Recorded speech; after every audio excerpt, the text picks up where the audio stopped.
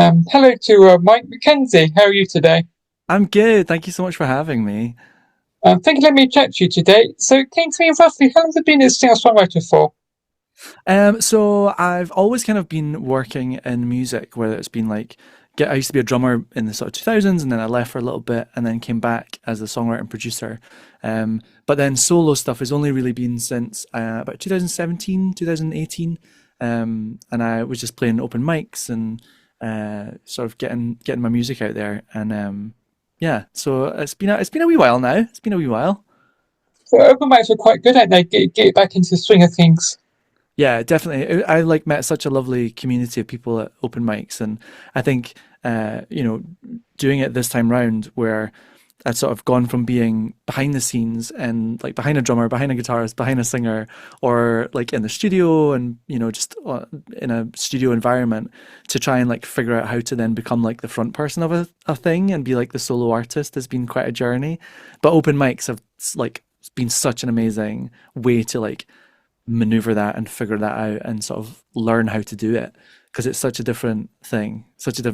amazing thing to get to play live. But yeah, it was that's definitely been such a great place to sort of learn how to do it and find community.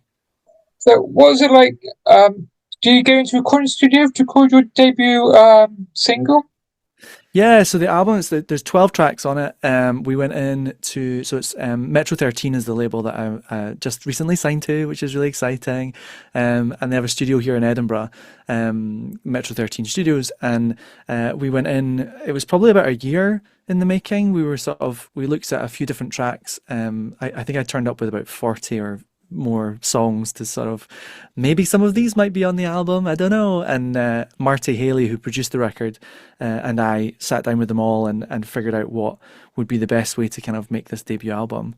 Because I've been so like in 2019, I actually won Singer Songwriter of the Year for Radio Scotland, which was just crazy. And like I was saying, I'd only really been playing open mics before then.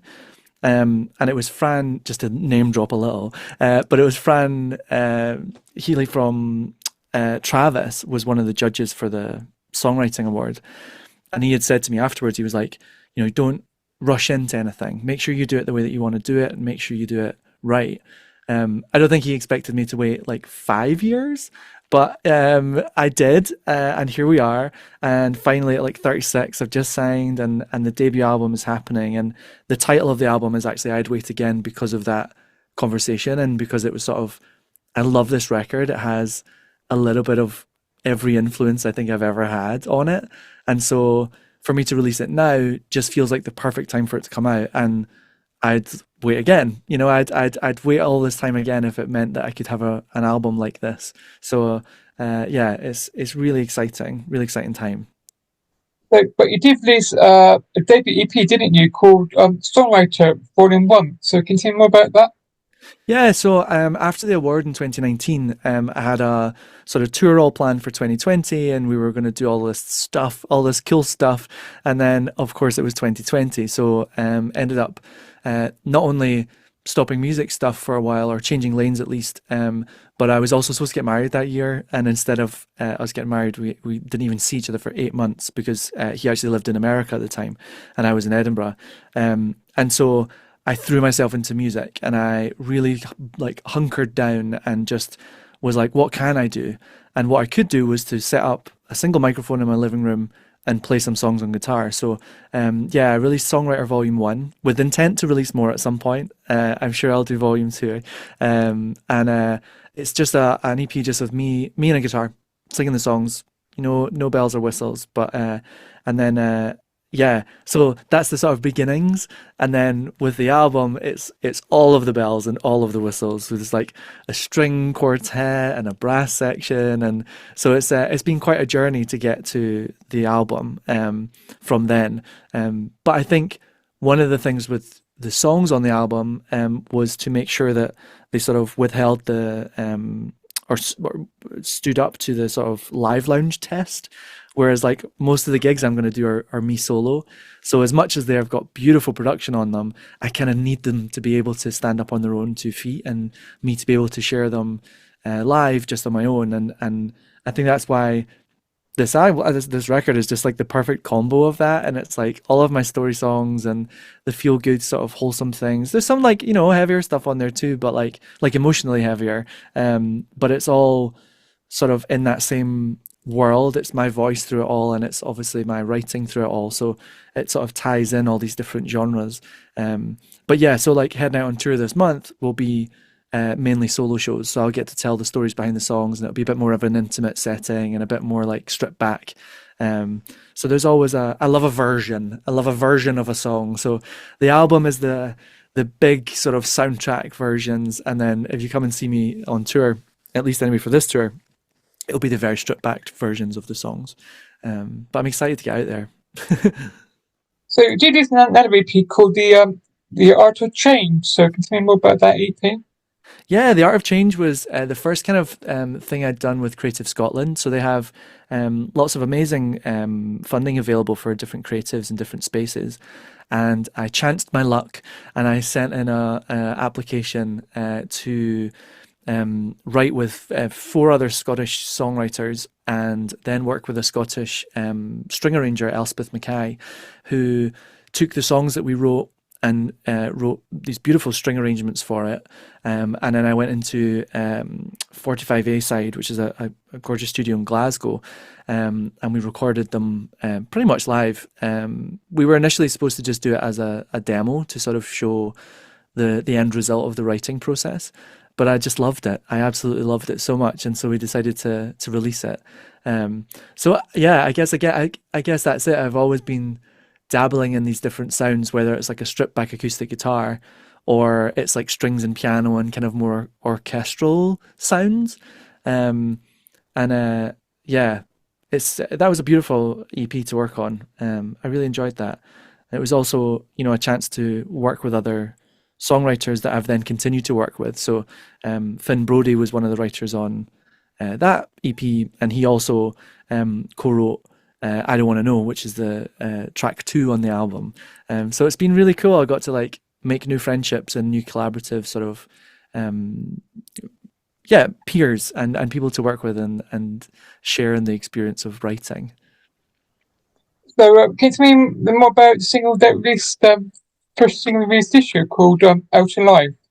Sure, yeah. So Out Alive was I wrote it a little while ago. It's been sitting waiting for its moment, I think, for a while. And I really wanted the first single from the album not only to kind of be representative of the sound of the album, so I think that it kind of tells a bit of a story as to where the whole album goes sonically, from very quiet, very like intimate sounds right through to like big sort of epic, end of movie sort of credits rolling soundtrack moments. And but it's also a song about like coming out and being comfortable with that. And I really wanted the first single from the album to kind of be like a sort of calling card to people who are part of the LGBTQ plus community, to know that my shows are like a safe space for them, but also for people who are not part of that community to kind of know the rules when they come to a show. Like my shows are all about wholesome, good times. Everybody is welcome. It's like a room full of love. And so I thought that a song like Out Alive would be the perfect introduction to new people as to who I am as an artist, as well as a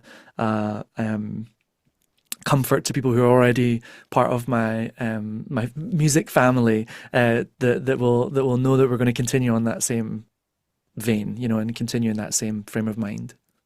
So can you tell me more about the single release called Homesick? Sure, yeah. So Homesick, it was the last single from the album, before the current one, and it was actually one of the last songs that I wrote for the album. So there's tracks that I'd written no, like 8 or 9 years ago, and then during the recording process, I was sitting with a guitar, rehearsing, and found a couple of chords, and it kind of just spilled out of me, and I just wrote it. It was like one sitting, a very much snapshot of how I was feeling at the time. I'm like 36 and I just signed my first deal, and I was sort of feeling like maybe couldn't I couldn't like find that sort of unfiltered confidence of like youth. And I was trying to like figure out what that felt like. And I thought that the sort of image of being homesick even when you're home, like sort of those familiar places weren't quite providing the same support as maybe they once did. Um, but then at the same time, I know that when you acknowledge something and you like consider how you're feeling in a situation, even if that might be a like scary place to be, that by acknowledging it and talking about it is only going to be a positive thing. And once you've acknowledged these things, it actually can create a positive out of it. And so I'd sort of wanted to capture that in the production on the track. So it feels like a like summery, like good time kind of country, sort of Americana summer track. But if you sort of deep dive into the lyrics, you'll find a slightly more sort of reflective, yeah, story. So can you tell me more about your latest single that just now released? Yeah, so the album just came out, so it's available everywhere now, which is really exciting. So all 12 tracks are available, digital download, CD, and vinyl as well, which is really exciting. So that's available on my Bandcamp or MikeMcKenzieOnline.com on my website. But the single that came out with the album is called Mr. Bang, and it's one of the oldest songs that I wrote for the album. And so I thought it would be a really fun summer track. It's just like festival vibes, upbeat. We recorded it as close to live almost as possible. Like we did me, Marty Haley, who's the producer of the record, and Matt Arnott, who plays drums on the whole record.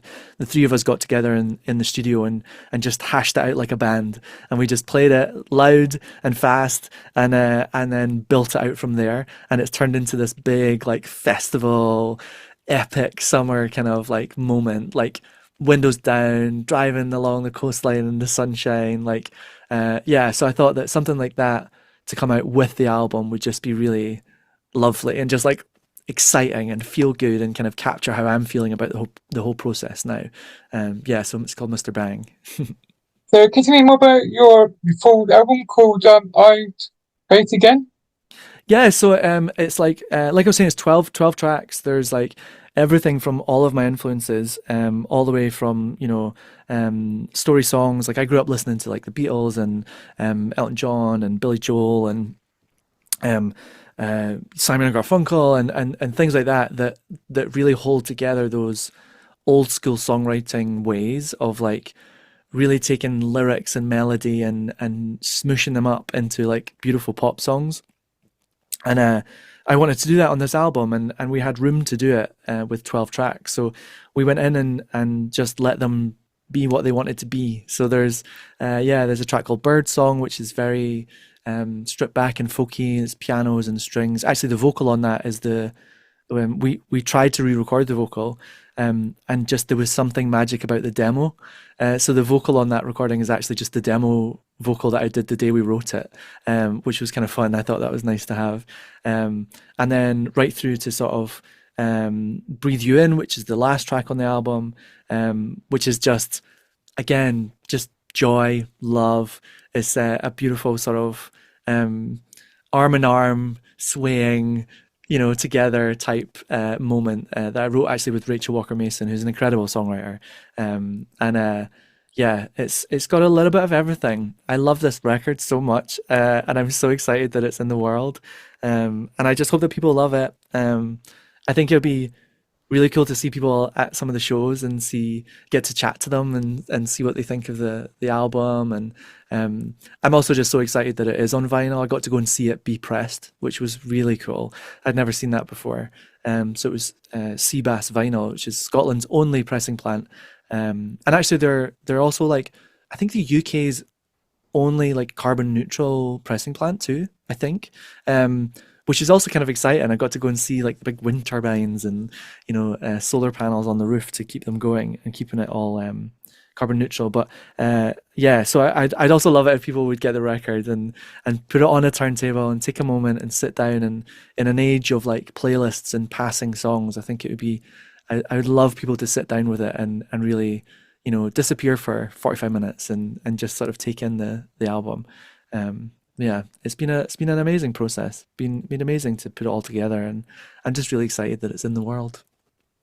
So, Keaton, what's it like being a signed artist? It's changed a little bit. So I've been independent always up until this point.